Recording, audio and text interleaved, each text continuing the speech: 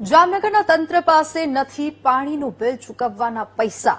નર્મદા કેનાલમાંથી આવતા પાણીના 963 કરોડ નથી ચૂકવાયા। શહેરમાં પાણી વિતરણ માટે અલગ અલગ સ્ત્રોતમાંથી મેળવાય છે પાણી અને શહેરમાં અંદાજિત 150 MLD પાણીનું વિતરણ કરવામાં આવે છે। કોર્પોરેશને નર્મદા કેનાલમાંથી મેળવવામાં આવતા પાણીના 270 કરોડ નથી ચૂકવ્યા।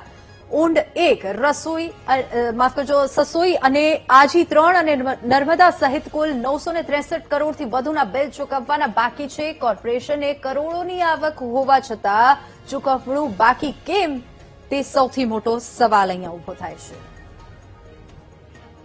વધુ વિગતો સાથે સંવાદદાતા હિરેન ફોન લાઈન પર જોડાઈ ગયા છે। હિરેન, જામનગરના તંત્ર પાસે પાણીનું બિલ ચૂકવવાના પૈસા નથી, શું વધુ વિગતો?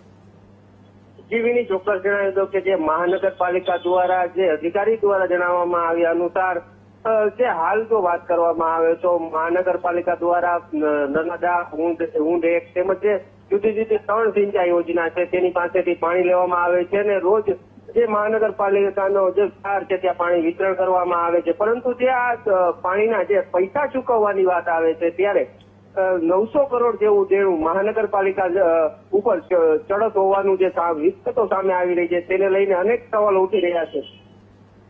વિગતો મળી રહી છે તે અનુસાર જે મહાનગરપાલિકા દ્વારા દર વર્ષે કરોડોનો જે વેરો છે તે વસૂલ કરવામાં આવે છે। તો જે 1 વર્ષ જો કોઈ વ્યક્તિ વેરો ન ભરે તો તેનું કનેક્શન કાપવામાં આવે છે। પરંતુ હાલ જે આ જે 900 કરોડનું દેણું સામે આવતું ત્યાં કારણે આટલા કરોડનું દેણું ઉપર ચડી ગયું છે તેવા અનેક સવાલો ઉઠી રહ્યા છે। જી વિની। જી હિરેન, આભાર સમગ્ર માહિતી બદલ।